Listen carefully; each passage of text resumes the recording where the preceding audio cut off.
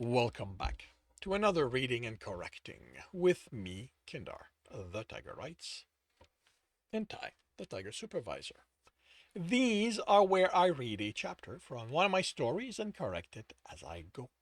If you want to listen to these live, it's every Tuesday morning, 8 a.m. Eastern Time on Twitch, and if you are looking to support me, that is on my Patreon. Today we are doing chapter 105 of Breaking Step. Tibbs slipped past the stunned clerk, fumbled. Tibbs slipped past the stunned clerk's fumbled attempt to catch him, then suffused himself with darkness, adding that to his sheath, and sped for the exit. He needed to be out before they thought to sound the alarm. He didn't know what measures they had, what measure they had in measures, plural measures they had in place, but he expected remaining hidden from notice wouldn't be remaining hidden wouldn't be possible. Stop him! A man yelled in the distance behind him, not long after Tibbs had turned a corner. The man's feet were wrapped in earth essence, a way to avoid slipping as he made the turn like Tibbs had done. The clerk in the corridor looked in the man's direction, then searched around. Stop who? Someone asked. Just block the corridor! Ahead, essence formed into an etching that stretched from one side to the other. Tibbs smiled.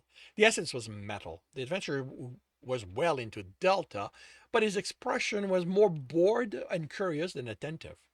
His smile faltered once he realized he didn't have metal within his bracer's reserve. He'd have to hope his sheath would be enough to hide him while he did this. He channeled metal and slipped it into within the etching, then grabbed the other man's essence with both it and his will and pull. The adventurer staggered, hand to his head, as Tibbs ran past. He'd just gotten a reminder that strength didn't matter if he didn't apply himself to what he was doing. There's something there! Someone yelled, and Tibbs ducked under a badly aimed lance of an element he didn't know. He suffused himself with darkness again. He grinned at the sound of confusion which followed. Then he was in the air, his concentration broken along with the shoulder that had received the blow. He pushed through the pain, his landing first. He couldn't be slowed. Ice on the floor from where he'd land to the intersection. The essence tight in that way that made it even more slippery. He landed badly, and the added pain broke his concentration, but the ice was already in place. He breathed the pain away as he slid, and soon as he could manage one thought, is that what you want? He suffused himself with purity. I think he's there on the ice. He glimpsed golden eyes behind him as he got to his feet and ran, spreading the ice until it covered the floor and using it to give himself traction. And you know what? And using essence to give himself traction. With the intersection approaching, he attempted to orient himself to the exit, and in the unexpected confusion, he realized he'd dropped the medallion. He couldn't tell where it was now, but he was confident it had been to the left when he'd headed down this corridor. So that was how he turned. This corridor was long, hopefully long enough to reach the training area where the building's magic didn't make it the layout a maze. He shouldered clerk out of his way as more orders to stop him came from the intersection. He was more interested in breaking the concentration than remaining fully hidden. Unknown essence formed before him, but with just enough familiarity, Tibbs threw himself to the side, laying down ice again. Before the void adventurer appeared, already turned, and a fist connect.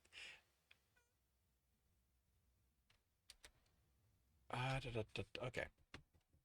But with just enough familiarity, Tibbs threw himself to the side, laying down the ice before the void adventurer appeared. But she was already turned, and her fist connected with Tibbs, causing him to lose his breath as he slid again. How was a question for later. No, actually, he already knew the answer to that one. Wood adventurers could see things out of sequence. He was on his feet and running again. Actually, you know what? Let's break it down. He was on his feet and running again, and now people were getting out of his way. The sheath was coming undone. He didn't sense someone's will on it, so he simply had too much to focus on. That one mattered most, so he remade the essence form ahead of him again. Not this time. Tibbs made a block of ice where it was, then it shattered in time with a pained cry behind him. He still sensed the adventurer, so that hadn't killed her, but she was lying on the ground. More people ahead, runners among clerks, adventurers, guards, and instructors. So he had to be getting close to, and he knew where the exit was. Stop! Someone ordered him. Tibbs, like fingers, you are ordered to stop. Right. He'd been interrupted from remaking the sheath. Essence formed ahead of him, a lot of it from a lot of people. This was going to be runners through etching at the guards. Easier than Tibbs expected. He ripped apart a stronger etching while the adventurer was distracted, batting away. Batting attack was distracted, batting. He ripped apart a stronger etching while the adventurer was distracted, batting attacks aside. They would get into so much trouble over helping him. Tibbs wished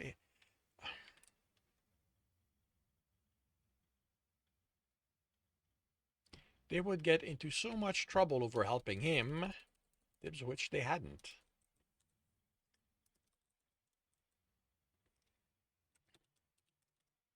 But he also couldn't deny that without their help, escaping might have been impossible.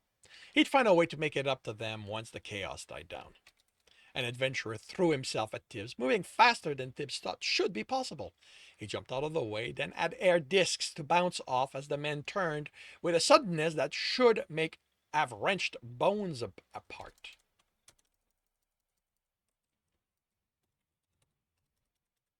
His silver eyes tickled at Tibbs's memory, but he had more important things to deal with.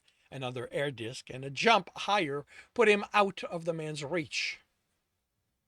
Tibbs saw daylight as he landed. Close the door! Not if I can help it. He iced the floor into the guards, grabbing for the handle. They fell, but the door still moved to close. He added ice, made a wall of it to stop them, and the ice immediately cracked under the strain, and he sensed a weave unraveling it. Adding ice didn't help. He didn't think Earth would be any better. He needed something hard, but which could take the strain without needing anything added, because he couldn't even think of what Arcanus could be used at this point. The ice shattered, sending spikes in all directions, and he made use of that. He formed metal spikes in the path and sent them into the stone floor with all his will. Who's helping him? Someone yelled. The metal spikes strained but bent slowly instead of shattering. He was going to. Essence gathered between the door. Ice so clear, the sense of what was being done was his only indication.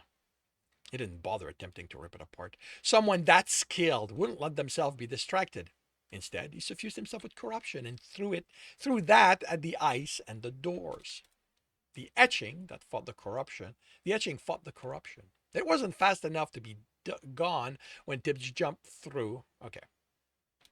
The etching fought the corruption. His attack wasn't fast enough to be gone. His attack wasn't fast enough to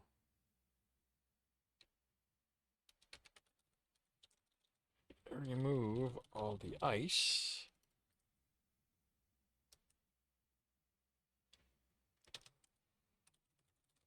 By the time Tibbs jumped through it, oh, I see. To remove all the ice. By the time Tibbs, the etching fought the corruption. His attack wasn't fast enough, strong enough to remove all the ice by the time Tibbs jumped through it, but instead of stopping him, it shattered into sharp blades, cutting his clothes to ribbon.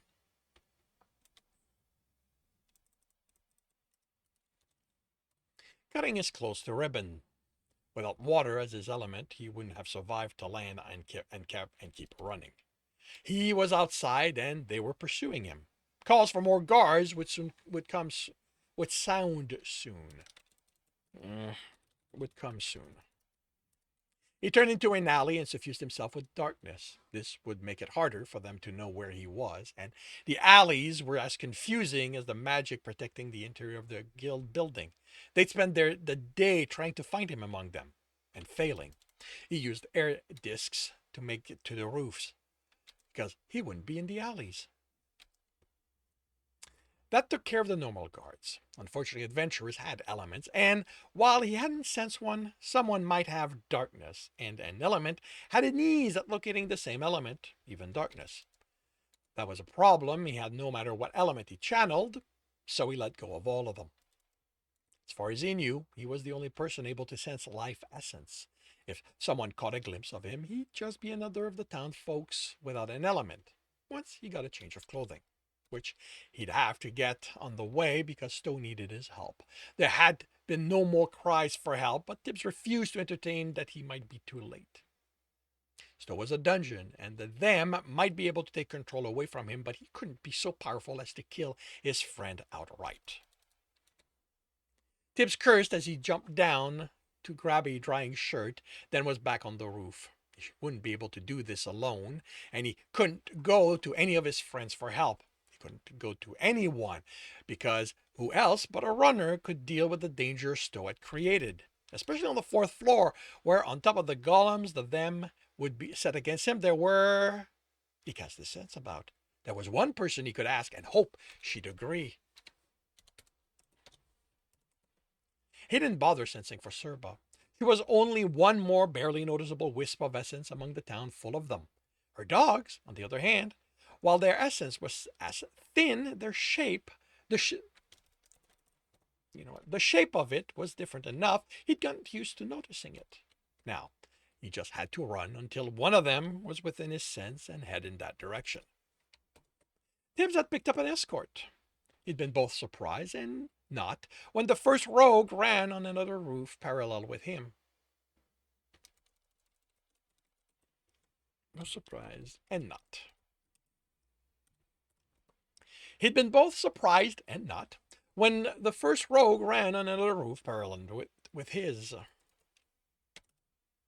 Of course, it would be rogues who think to check up here, and it would be runners since they knew of his predilection for them. Then there had been a second, and a third. Then it was all six of them running towards a far plaza where Tibs sensed a large number of dogs. Now he was down to three as the roof gave way to the plaza. Two of them had dropped down, leading guards away. He motioned ahead and to the left, and another rogue dropped from the roof. Along with the dogs and peoples, Tibs sensed metal, a lot of it, armors and weapons, worn, not on display. Of course, she'd be with other guards. That was her job. He motioned to the other rogue to the right, and he too vanished down. He motioned the last one to keep his distance before dropping to the ground and approaching the plaza in the shadows. The sounds were joyful. Someone grilled food. Someone else sang off key with too much gusto. The guards he saw were as relaxed as everyone else gathered. A celebration. Those had popped up unannounced in the last days as it became clear the sickness had broken. He could sense they all wore Stowe's ring. He hesitated, then reminded himself he didn't look like someone who'd escaped from the guild. He wished his hair was longer so he could tie it back and look even more different, but it would have been enough. It would have to be enough because there was a dog playing with a child, and there was another one. And where there was one, there would be others, and Serba would be close by. He stepped into the crowd and tried to look like he was one of them, out to enjoy himself. Once he'd saved Stowe and the guild was dead, he'd join them for real. For all he knew, a power-hungry adventurer would see to the death of their leader as the time to take over. He'd have to make sure any who tried didn't succeed until the rest learned to leave it be. He found a pack of dogs dancing at the feet of more children who held pieces of meat in the air, but no Serba. No, she wouldn't be among the people. Her job was to protect them, but she didn't like people enough to be among them. He located the nearest alley and made her out in the shadows. Serba, he called as he approached. I need your help. No one even looked in his direction but her. She stared at him in disbelief. What do you need my help for? You have Jackie for that. You're the one I need. He raised a hand. And I don't have time to argue. Someone's life is in danger. Hesitation flashed in her eyes. Then you should. You, he snapped and breathed. You're the one who can help, Serba. If you don't, one of my friends is going to die. She gave him a sharp nod, then let out a series of whistles. Guards and adventurers are probably going to get in our way. Why? A dog nuzzled Tibbs's leg, and he looked at him plaintively. Sorry, he told it. No jerky right now. To Serba. I pissed off the guild. Is that going to be a problem? She laughed. Just tell me what to do. Jackie follows your lead, so will I. So I will too. He's the team leader, he replied, running off. Keep telling yourself that, she said, she and her dog keeping up with him. Another pair of guards fell under the dogs, and they kept going. The first time she'd sent her dogs against guards, Tib had been worried, but she'd reassured him they weren't trained to kill. Then Tib sensed what he knew would eventually happen. Someone with metal as their element, with their essence denser than dawn, if only barely so, which meant this was an adventurer. That direction, he instructed Tibbs. It would take Serba away from the confrontation while keeping her heading towards Stowe. I'll catch up. She took the turn without question, and not long after that, the adventurer appeared. The disk of air Tibbs etched sent him in the air, shield and sword of ice forming as he fell toward the men. His falling attack was expertly deflected, and Tibbs was sent to crash uncontrollably to the ground. Except he kept control. As soon as he touched the earth, it moved to turn him, and once his feet were under him, he propelled himself at the adventurer. An air disc had Tibbs in the air, and his ice shield and sword. Wait. Ah,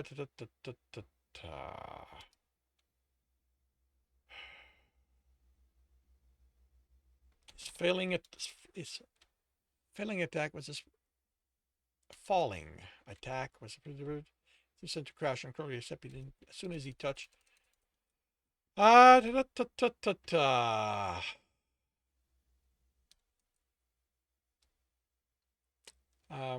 Ice and shield at the ready. The adventurer watched with none of the surprise Tibbs's use of another element had caused today. This one might not know who he was or what he shouldn't be able to do. The man moved quickly and smoothly, deflecting Tibbs's descent so he'd crash into the ground again, instead of him. The surprise was fleeting, more at how easily Tibbs had regained his footing than the use of so many essence he expected. Word had to have spread of everything he'd done at the guild. Okay, that's... Whoa. Did I write 2 scenes and just forgot from one chapter to the other? Because I've already established that there's no surprise on him.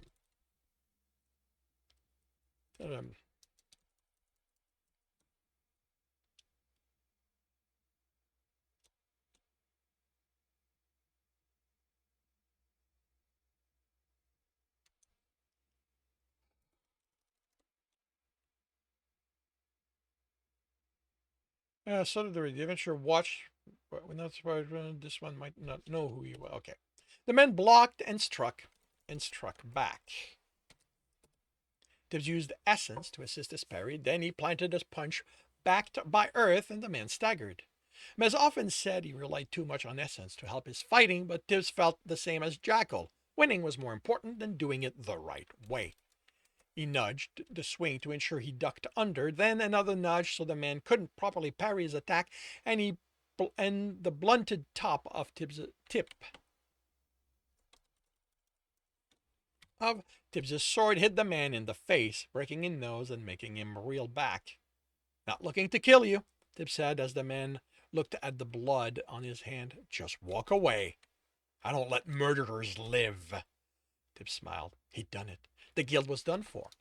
The adventurer came at Tibs fast, doing something with his essence Tibs didn't understand as he struggled to keep the far too fast attack from cutting him. He couldn't sense the edge of the sword. He could sense the edge of the sword was sharp enough it would cut any normal material. It wouldn't hurt him, but that was something he didn't want to reveal. Tibbs didn't know how metal could make someone faster, but he knew the solution. He disrupted the essence, and the man stumbled, his skin turned to metal as Tibbs brought the pommel down on him. So he added earth to the strength of the blow, and the man dropped. He didn't move, but he wasn't losing essence. Tibbs ran to rejoin Serba, who had made good time. You're not just a runner, are you? She asked as he fell into step. I am. Then where did you get whatever let you jump like that? The dungeon. The guild takes everything that comes out of there, so they only take what they know we find. We found ways to sneak things past them. Alien's gonna have a fit when he finds out. Are you going to tell him? He's not who I work for, she replied. But before Tibbs could ask what she meant, he saw the alley opening up and marking the end of the town proper. If the guards knew he was heading for the dungeon, they ran out with no one there. Why were there no guards? If someone had murdered his leader, Tibbs would make sure all the ways out were guarded. Tibbs, please tell me your friend just got into the worst fight of their lives among the stalls. Inside, Tibbs replied. No, of course, they wouldn't bother watching this side of the town. There was no way out here, only the dungeon. They'd be guarding the transportation platform as well as the roads and alleys opening onto the wilderness. I'm not a runner. It's okay. This doesn't need a runner. It's a dungeon, Tibbs. Only runners go in there. No. Anyone who goes in is called a runner. It's called a runner. But this isn't a run, it's a rescue. The guards watched them pass, perplexed instead of worried. One called after Serba, but she didn't reply. You can't go up there. One of the guards at the bottom of the stairs called as they ran instead of trying to stop them. At the top, the cleric stepped forward while the two guards looked on, bored. This might be out of order, since there would already be a team on each of the active floor, and it was only the two of them, not counting the dogs. But the cleric looked determined to do his duty and not let them pass until he had assured himself they were whole. Tibbs didn't know this one, even by sight, and he was well past Epsilon. Not that he was the first one strong enough, Tibbs didn't understand why they were on door duty. Tibbs hoped this worked because them slowing could give the guard them being slowed could give the guards time to wonder why the dogs and the lack of a full team. Time, really? He channeled purity and locked eyes with the cleric. The men stepped back in surprise, and Tibbs felt his eyes on him as they ran past and into the dungeon. He breathed easier when the guards didn't follow. When Tibbs stopped by the doorway, Serba put a hand on the wall, panting hard. How are you not out of breath? Essence, he replied, making a purity weave and applying it to her before opening the doorway. I'll explain later. He motioned to the doorway. We have someone to save first. The light was tinted orange of a later afternoon than it was outside. She looked at it, then at him fearfully. Tibbs, I know I said all you had to do was tell me what to do, but that's... He placed a hand on her arm, and she jerked. Serba, I can't save him without your help. Please help me save him. She stared at him, then sighed and grumbled. What is it about you that makes us do stupid stuff like this? She stepped through the doorway. And this concludes chapter 105 of Breaking Step. If you are enjoying this, please leave a like. If you want to know when the next chapter is going to be up, subscribe and hit the bell. If you want to read this story, as well as the other books in the series, they are up on Royal Road for free. If you want to read ahead of that, and support me in the process. That is on my Patreon. We are about 20 chapters ahead. And if you're looking to listen to these live, it's every Tuesday morning, 8 a.m. Eastern Time on Twitch. The links are in the notes. And with that, I shall wish you a good day.